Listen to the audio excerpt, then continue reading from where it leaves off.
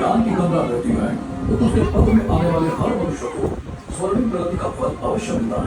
ज्ञान सफलता का स्रोत है, ज्ञान जीवन का आधार है। यूं तो है कई चमत्कार दुनिया में, लेकिन ज्ञान के आगे नतमस्तक सारा संसार है। और इसी ज्ञान की गंगा में डुबकी मारकर आज कुछ नया ग्रहण कर लिया जाए।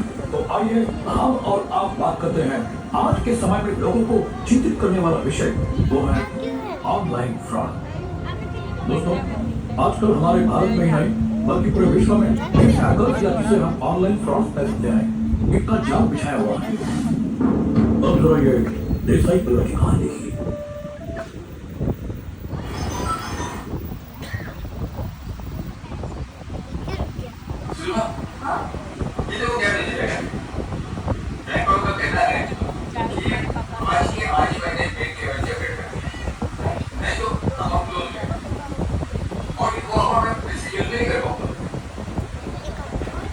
ये अच्छी बात है। उन्होंने एक रिव्यू की और वो लिंक से मैं मेरा केवाईसी अपडेट कर सकता हूँ। ये बहुत अच्छी बात है। देखा, मी काय म्हणते, आप तुरंत बैंक में जाइए और अपना केवाईसी अपडेट कीजिए। आपका काम भी जल्दी हो जाएगा। और वैसे भी आप घर बैठे क्या करना है, कुछ काम तो नहीं है, आपकी वॉक भी हो जाएगी। नहीं तो कहीं आप बैंक में चले जाइए। सही बाबा, अब मैं रिटायर हो चुका हूँ। इस उम्र में कहाँ ना भटक करोगे। अच्छा ना सब घर बैठा हूँ। तो मैं कहता देखो रेटिंग बैंक में सुविधा दी है। लिंक यूज करके मैं केवाईसी अपडेट कर सकता हूँ। तो इसका राइट क्या है? देखिए, मुझे ऐसा लगता है बैंक में जाके ये काम करो, ये उचित रहेगा। बाकी जैसा आप नहीं सोचो, मुझे तो घर में बहुत काम है। मैं कभी जाऊँ। अरे भगवान ने समझ गए। भाई सब कुछ सोच समझ कर ही करो।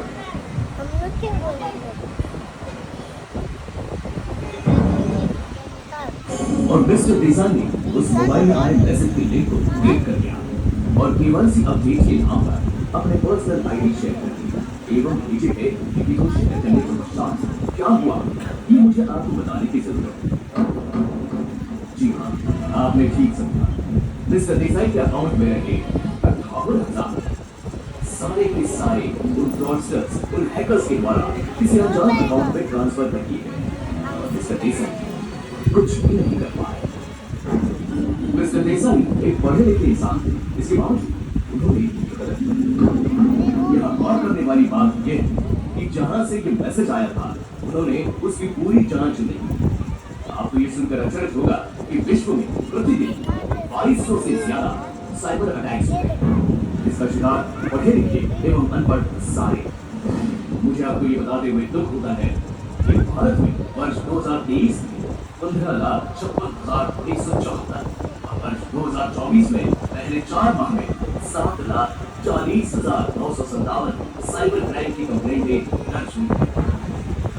ये आंकड़ा हमारे लिए दुखद एवं भयावह नहीं है।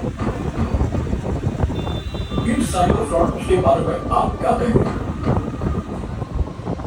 ये एक सत्य घटना है जो अभी कुछ ही दिन पहले मुंबई में घटी। मुंबई अदालती ज्वेलर के साथ किस तरीके से ऑनलाइन ठगी हुई, इनकी मॉडस ऑपरेंडी बहुत ही अलग है और शायद इसके ऊपर कोई भी शक नहीं कर सकता, लेकिन ऐसा भी कुछ हुआ है।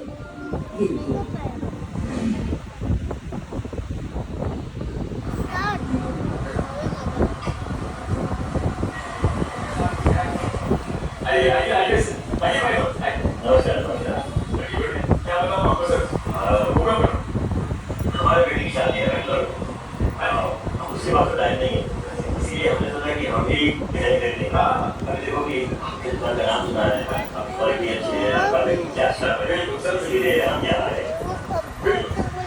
आपने जो सुना बिल्कुल सही सुना है।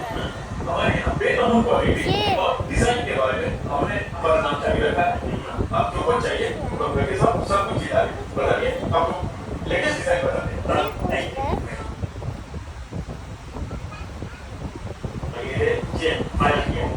अब आप इस सब के वादे ला कर हमको आज रात की गाड़ी से बेंगलोर जाने का, तो हम आज ही अभी इसका सबका पेमेंट करेंगे और लेके जाएंगे। 5 लाख डिस्काउंट आप एक काम करो, आपका जो बैंक का डिटेल्स है मुझे दे दो। मेरी बेटी जो बेंगलोर में बैठी है उसको भेज दो, वो आपको पैसे ट्रांसफर करेगी। आपको बैंक में से जब मैसेज आएगा तभी आप मुझे ये दे दें।